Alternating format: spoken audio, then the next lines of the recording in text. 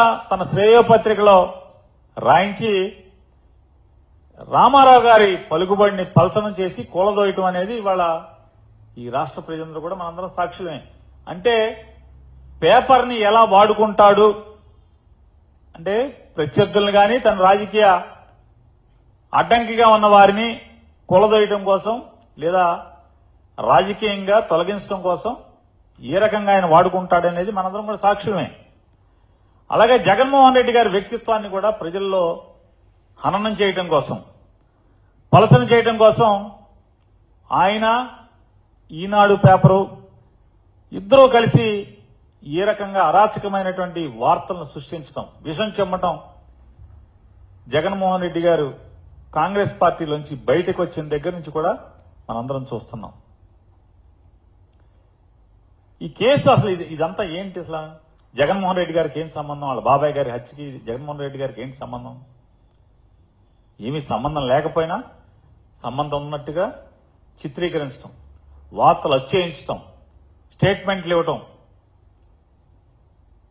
ఇదంతా ఎవరు సృష్టించింది? ఇదంతా కూడా అప్పట్లో ఒక ముఖ్య వ్యవస్థలో ఉన్నటువంటి తనకున్న పలుకుబడినంత ఉపయోగించి సిబిఐని ప్రభావితం చేయటమా, ప్రలోభం చేయటమా, ఎంపీ అవినాష్ రెడ్డి గారిని అలాగే వాళ్ళ తండ్రి భాస్కర్ రెడ్డి గారిని ముద్దాయిలుగా చేర్చింది ఎవరనేది సమాజం అందరికీ తెలుసు. పాత్ర ఎవరిది, సూత్రధారులు ఎవరు, పాత్రధారులు ఎవరు, ఎవరి రామ్ లఖన్ సింగ్ ఎవరు? రామ్ లఖన్ సింగ్ కి అప్పట్లో ఉన్న వ్యవస్థలో ఉన్నటువంటి ఒక ప్రముఖ వ్యక్తికి లేదా ఆ ప్రముఖ వ్యక్తిని ఆడించేస్తున్నటువంటి ఇక్కడున్న ప్రముఖ వ్యక్తి అందరూ తెలిసి అందరికీ ఎవరెవరు అనేది. ఇవాళ వాళ్ళని తప్పుగా ఇరికించడమే కాకుండా ఈ తప్పుడు కేసుల నుంచి ఎప్పుడైతే ఇవాళ కాకపోతే రేపైనా నిజం నిలకడమే తెలుస్తుంది. నిజం ఎక్కడికి పోతుంది? రేపు ఈ తప్పుడు కేసుల నుంచి అవినాష్ రెడ్డి గారు కానీ లేదా వీళ్ళు కానీ బయటపడటానికి అవకాశాలు ఎక్కువగా మెండుగా ఉంటాయి. కాబట్టి ఇప్పటి నుంచే ఒకటి డైవర్షన్ పాలిటిక్స్, రెండు విషం చిమ్మి ఎలాగూ వాళ్ళకి సంబంధం లేకపోయినా ఒక ప్రజల్లో ఒక ప్రలోభాన్ని అంటే ఒక అవగాహన అంటే ఓహో ఈ సాక్షులందరూ కూడా చచ్చిపోవటం వల్ల ఈ కేసు పోయిందా అని అనుకోవాలనేటువంటి భ్రాంతి కలగజేసేట్టుగా చంద్రబాబు నాయుడు చేస్తున్నటువంటి ఈ కుట్రని, అలాగే న్యాయ వ్యవస్థలను కూడా ప్రభావితం చేసేట్టుగా ఇంతింత వార్తలు రాయించటం, సంబంధం లేకపోయినా ఈ రాష్ట్రానికి తక్షణ అవసరం ఉన్నట్టుగా రంగన్న గారి హత్య గురించి కేబినెట్ మొత్తం చర్చించడం, హుటాహుటిన ఆగమేఘాల మీద డీజీపీ గారిని పిలిపించుకోవడం, ఇవన్నీ కూడా తన సహజ శైలిలో చంద్రబాబు నాయుడు గారు చేస్తున్నటువంటి కుట్రలో భాగమే, డైవర్షన్ పాలిటిక్స్ లో భాగమే. ఇవాళ రంగన్న గారి మరణాన్ని కూడా రాష్ట్ర రాజకీయాలకి కేబినెట్ లో చర్చించి వాడుకునేటువంటి పరిస్థితులు మనం చూస్తున్నాం. ఇవాళ ఈనాడు పేపర్లో 6 సాక్షులు మరణించారు, వీరందరూ కూడా ఒక ప్లాన్ ప్రకారం చచ్చిపోతున్నారని చెప్పన్నట్టుగా చిత్రీకరించారు. మొదటి సాక్షి అంట నారాయణ యాదవ్, ఈయన జగన్ గారి డ్రైవర్ అని చెప్పి రాశారు. వాస్తవమే, నారాయణ యాదవ్ గారు జగన్ గారి డ్రైవర్, ఆంతరంగికుడు. ఆయన 2018 సుమారు 2018వ సంవత్సరంలో జగన్మోహన్ రెడ్డి గారు పాదయాత్ర వైజాగ్ కు చేరుకున్న సమయంలో ఆయన తలలో గడ్డలు ఏర్పడటం వల్ల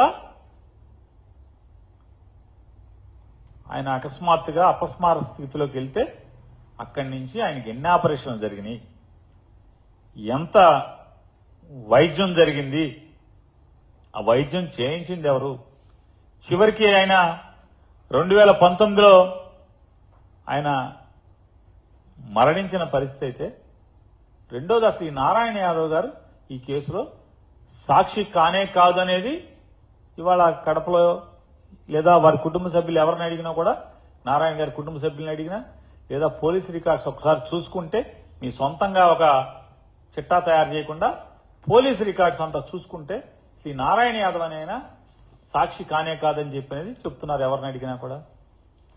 ఇవాళ ఇక రెండో ఆయన వాచ్మెన్ రంగయ్య గారి గురించి చివరిలో మాట్లాడుకుందాం, ఎందుకంటే అది లేటెస్ట్ గా మరణించారని చెప్తున్నాడు కదా. ఇకపోతే మూడవది కల్లూరి గంగాధర్ రెడ్డి గారు కీలక సాక్షి, మరణం జూన్ 9, 2022.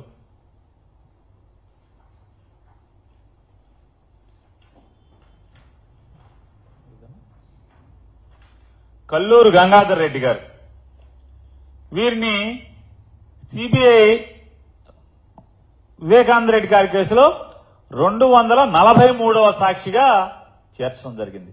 243వ సాక్షిగా ఈ గంగాధర్ రెడ్డి గారు, కల్లూరు గంగాధర్ రెడ్డి గారు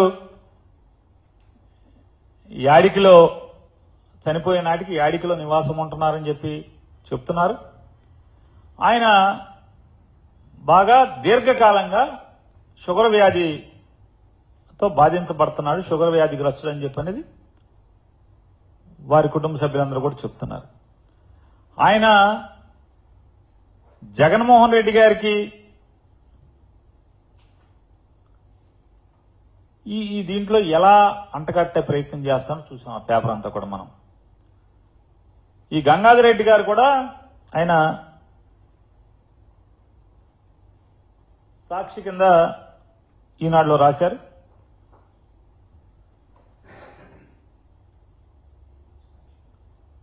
ఈ దాంట్లో ఆయన సిబిఐ అడిషనల్ ఎస్పీ